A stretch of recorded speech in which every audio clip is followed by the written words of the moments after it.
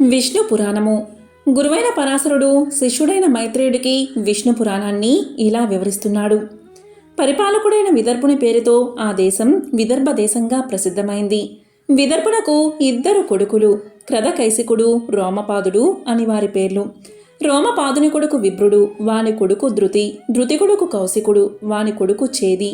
చేది వంశీయులు చైద్యులు. ఆ దేశానికి చేది దేశం అనే పేరు వచ్చింది. క్రదకైసికునకు ఇందుమతి అనే కూతురు, కుంతి అనే కొడుకు కలిగారు. ఆ ఇందుమతి సూర్యవంశీయుజైన అజుని భార్య అయింది. కుంతి ధర్మ పద్ధతిగా ధరణిని పాలిస్తూ భోగభాగ్యాలను అనుభవిస్తూ ఉన్నాడు.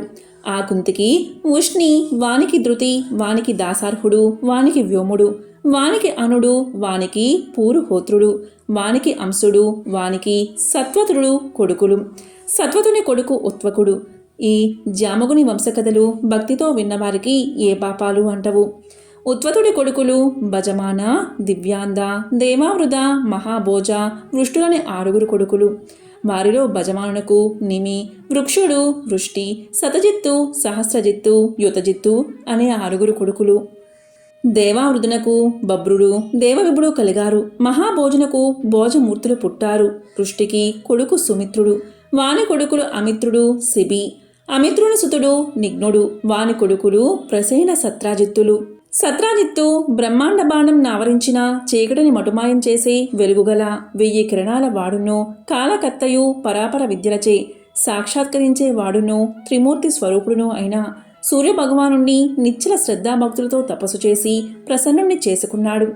భాస్కరుడు ప్రత్యక్షమయ్యాడు. ఆ దివ్య తేజోమూర్తిని చూడలేక సత్రాజిత్తు చేతులు జోడించి కనులు మూసుకుని, దేవా, నీ ప్రచండ తేజోమూర్తిని చూడలేకున్నాను, కరుణించి ప్రసన్నమూర్తివై దర్శనమివ్వు అని ప్రార్థించగా సూర్యుడు ప్రసన్నమూర్తి అయి దర్శనమిచ్చాడు. నీ భక్తికి మెచ్చాను, వరం కోరుకో అనగా, దేవా, నీ కంఠంలో ఉన్న దివ్యరత్నం, ఆ సమంతక రత్నం ఇవ్వవలసింది అని సత్రాజిత్తు అడిగాడు. సూర్యుడు ఆ రత్నాన్ని ఇచ్చి అదృశ్యమయ్యాడు. సత్రాజిత్తు ఆ రత్నం కంఠమాలికలో చేర్చి కంఠాన ధరించిరాగా ఆ రత్నకాంతులు నలుదిక్కులా వ్యాపించి సూర్యభ్రాంతిని కలిగించాయి. అంతట ద్వారకాపురవాసులు సూర్యుడిగానే భావించి వడివడిగా వెళ్ళి శ్రీకృష్ణుణ్ణి చూసి, దేవా, సూర్యదేవుడు వస్తున్నాడని చెప్పారు. త్రికాల వేది అయిన కృష్ణుడు చిరునవ్వు మోముతో వారికి ధైర్యం చెబుతూ, సూర్యుడు కాదు, సూర్యుడి వల్ల ఒక రత్నం పొంది సత్రాజిత్తు దాన్ని మెడలో ఉంచుకుని వస్తున్నాడు. ఆ రత్నకాంతులు మీకు సూర్యభ్రాంతిని కలిగించాయి అని వారిని శాంతపరిచి పంపించాడు. సత్రాజిత్తు తన ఇంటికి వచ్చి సుఖ సంతోషాలతో ఉన్నాడు. ఆ మణి దినమునకు 8 బారుల బంగారం ధనమిస్తూ ఉండగా సత్రాజిత్తు దానిని అతిథులకు, అభ్యాగతులకు, యాచకులకు సంతృప్తిగా వినియోగిస్తూ నలుదిక్కుల పేరు పెంపులతో ప్రసిద్ధుడయ్యాడు. ఆ సమంతకమణి ప్రభావంచే అతివృష్టి, అనావృష్టి, క్రూర జంతువుల బాధ, శత్రుపీడ ఇలాంటి దోషాలు లేనిదై ఆ రాష్ట్రం అన్ని విధాల ఆనంద నిలయమై రాణిస్తూ ఉంది. అలా ఉండగా కృష్ణుడు ఆప్తులను రావించి ఒకనాటి రాత్రి ఆలోచించాడు. రాజైన ఉగ్రసేనుడి వద్ద ఆ రత్నం ఉండడం సమంజసం కదా అన్నాడు. అందరూ సమ్మతిగా తలలు ఊపారు. మళ్ళీ సందేహించాడు. బలవంతంగా అడిగి తీసుకోవడం సముచితం కాదని వెనక్కు తగ్గాడు. కృష్ణుడు ఆలోచించిన విషయం సత్రాజిత్తుకు తెలిసింది. మనసులో కలత రేగింది. సరే, ఇమ్మని కృష్ణుడు స్వయంగా అడిగితే ఇవ్వడమే. ఇవ్వనంటే విరసంగా ఏదో జరుగుతుంది. బలవంతులతో పగ, బతుకుకి చితుకు అని తమ్ముడైన ప్రసేనుని రప్పించి సమంతకం ఇచ్చి ఇది కృష్ణుడికి ఇయ్యాలి అన్నాడు ప్రసేనుడు. అన్నవద్ద అలాగే అన్నాడు. కానీ ఇవ్వక తన కంఠహారంలో కూర్చి సవిలాసంగా తిరగడం ఆరంభించాడు ప్రసేనుడు. కొన్నాళ్ళయ్యాక ఒకనాడు ప్రసేనుడు అశ్వారూఢుడై వేటకి అడవికి వెళ్ళాడు.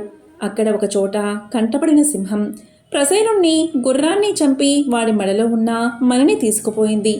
కొంత దూరాన దానికి ఎదురుగా వచ్చిన జాంబవతుడు దాన్ని చంపి సమంతకమణిని తీసుకుపోయి తన గుహలో ఉన్న కుమారునికి, సుకుమారానికిచ్చాడు. ప్రసేనుని చావు తెలిసి యాదవులు కృష్ణుడిపై నిందాక్షతలు జల్లారు. సమంతకం పరిపాలనుడైన ఉగ్రసేనుడికి ఇవ్వాలని కృష్ణుడి ఆలోచన. మెత్తమెత్తగా అడిగితే ఇవ్వడని అడవికి వెళ్ళాడు. మెడలో వేసుకు వెళ్ళిన సత్రాజిత్తు తమ్ముణ్ణి చంపి కృష్ణుడు మణ్ణి తెచ్చుకున్నాడు. ప్రజలను దయతో ఏలేవాడు దయలేక దారుణంగా నడుస్తూ ఉంటే ప్రజలకు ఏమి గతి? క్రమంగా ఈ నింద కృష్ణుడి చెవిలో పడింది. కొంత సైన్యాన్ని వెంట ఉంచుకుని ప్రసేనుడు వెళ్ళిన త్రోవ తెలుసుకుని అడవికి వెళ్ళాడు.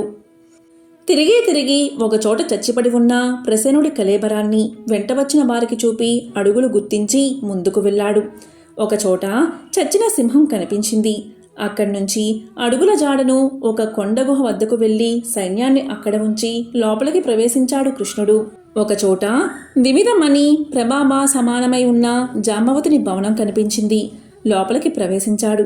అక్కడ ఒకచోట ఒక దాది ఒక చిన్న బాలుణ్ణి ఒడిలో ఉంచుకుని లాలిస్తూ అన్నమాట, కుమారా, సింహం ప్రసేనుణ్ణి చంపగా సింహాన్ని జాంబవంతుడు చంపి తెచ్చిన ఈ సమంతకమని ఇక నీదే. ఏడవకు బిడ్డా, ఏడవకు. ఈ మాట విని కృష్ణుడు ఎదురుగా చూచాడు. సుకుమారుణ్ణి మెడలో మిరుమిట్లు గొలుపుతూ ఉన్న సమంతకమని సూర్యబింబం వెలుగుతూ ఉన్నట్లు ఉంది. కృష్ణుడు ముందడుగు వేశాడు. ఆ కుమారుని మెడలో ఉన్న మణిని లాక్కున్నాడు.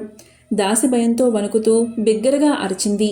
లోపల ఉన్న జాంబవంతుడు వచ్చి కోపగించి కృష్ణుడితో 21 రోజులు పోరాడాడు. లోపల ఇలా యుద్ధం. పైన ఉన్న కృష్ణుడి సైనికులు 1 వారం దినాలు ఉండి కృష్ణుడు రాలేదు, పరలోకానికి వెళ్ళిపోయి ఉంటాడని విచారిస్తూ వెనుదిరిగి ద్వారకకు వచ్చి బంధుమిత్రులకు చెప్పారు. వారు భక్తితో చేయవలసిన పారలౌకిక క్రియలు చేశారు. సమంతకమని మూలాన ఇలా అసహ్యంగా జరిగింది కదా.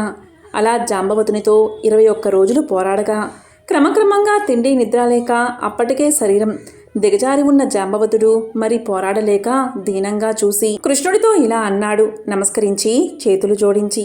మునుపు లంకలో రావణుడి సైన్యం రాముడి సేనతో పోరాడినప్పుడు కంటపడిన రక్కసుణ్ణి ముక్కలుగా చిదిపి రామునిచే మన్నన కొన్నవాడను నాకు మనుషుడు ఒక లెక్క. నా పేరు విన్నంతనే దేవదానవ సైనికులకు గుండెల్లో దడపుడుతుంది. అలాంటి నన్ను ఎదిరించి అదిమి నీరసపెట్టిన నిన్ను మానవుడు అనడానికి తగదు.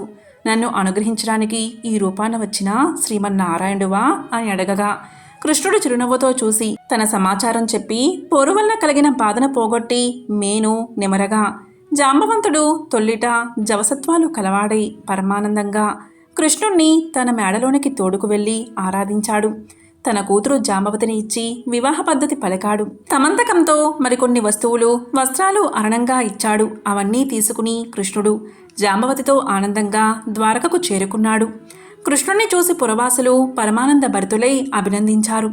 కృష్ణుడు జాంబవతిని మేడలోనికి చేర్చి కిందకు వచ్చి సత్రాజిత్తును రమ్మని కొబరంపించాడు. సత్రాజిత్తు వచ్చాడు. కృష్ణుడు సమంతకం సత్రాజిత్తుడికిచ్చి జరిగిందంతా చెప్పాడు. నింద మాపుకున్నాడు. సత్రాజిత్తు ఆలోచించాడు, ఈ మణి ఎప్పటికైనా నాకు అపాయకరమే. ఏమి చెయ్యాలి? దీనిపై కృష్ణుడికు కోరిక కలుగునట్లు చెయ్యాలి. ఇప్పుడు వేసిన నిందకి ఎంత పగబడతాడో అని పెద్దలచే చెప్పించి ఒప్పించి తన పుత్రికారత్నమైన సత్యభామను కృష్ణుడికిచ్చి కళ్యాణం జరిపించాడు. కృతవర్మ అక్రూరుడు శతధ్వని వద్దకు వెళ్ళి చూసావా, సత్రాజిత్తు ఏమి చేశాడో మనలో ఒకరికి ఇస్తానని మునుపు చెప్పి సత్యభామను కృష్ణుడికిచ్చి పెళ్లి చేశాడు. ఈ పని మాకే కాదు నీకు సిగ్గు కలిగించేదే. దీనికి ప్రతిక్రియ వాడి వద్ద ఉన్న సమంతక రత్నాన్ని అపహరించాలి. ఎలాగా వాణ్ణి హతమార్చడమే. ఏమంటావు? శతధ్వనుడు వారి మాటలు విన్నాడు. 1 నిమిషం ఆలోచించాడు. అవును అని తన ఒప్పొదుల వారికి అప్పచెప్పాడు.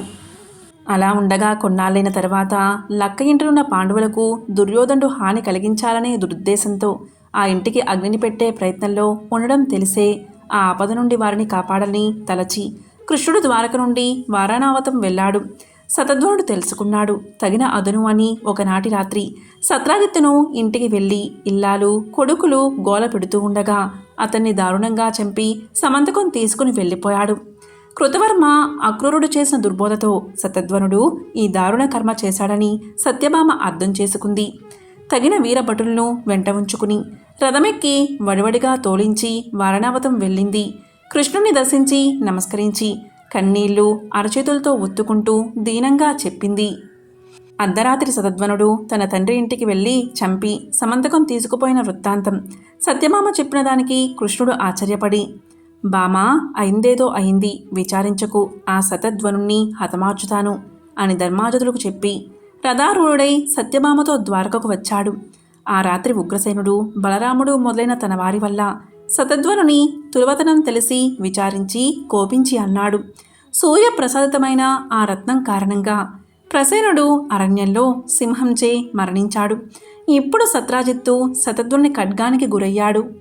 అన్నదమ్ములిద్దరూ ఇలా దుర్మరణం పాలయ్యారు అని అన్నను చూసి, ఆ సమంతకమణి ముల్లోకాలకు ఉపకారకం, ఇక మన వద్ద ఉండవలసిందే. ఆ దుష్ట శతధ్వనుణ్ణి హతమార్చకపోతే మనకి అపకీర్తి వస్తుంది అని అనగా, సరే వాణ్ణి పరిమార్చి ఆ రత్నాన్ని కైవసం చేసుకుంటాను అని బలరాముడు ప్రతిజ్ఞ చేశాడు. ఈ విధంగా గురువైన పరాశరుడు శిష్యుడైన మైత్రేయుడికి విష్ణు పురాణాన్ని వివరిస్తున్నాడు. ఓం నమో నారాయణాయ.